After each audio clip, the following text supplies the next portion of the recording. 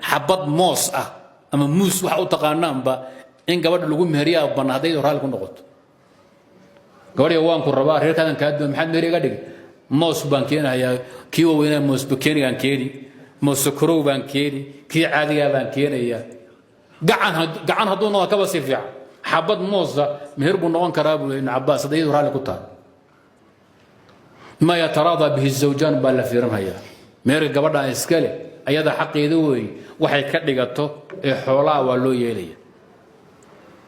waa dhawood muran waxa ka keentay gabdhaha lagu meersan karo kitaab quraan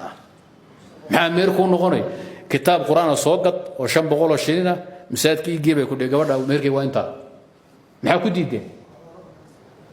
aba xoolo dhan xabad muusa bal taagan yahay bal jaabir waxa ka soo ibn abbas walaw qadiba min arak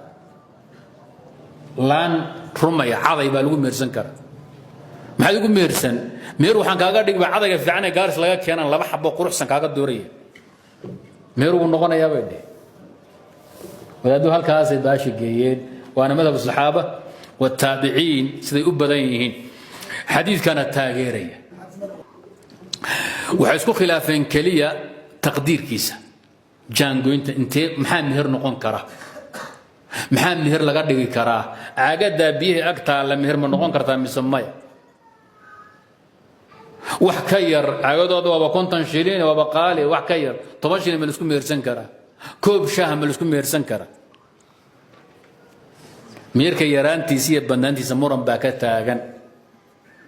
waxay isku waafaqeen ijmaac kale culimadu waxay isku raacsan yihiin alla hadda li aktharihi meherka bannaanshihiisu xad iyo madal ma laha loo goynayo nin walba tabartii haddaad boqor tahay 10 kun oo dollar iskaga meherso haddaad xerow tahayna meeqa $100 way badan tahay $50 macallin iyo xer waxaa jirta weligood $100 aan arag soo ma jiro نعم ويجي $100 أرق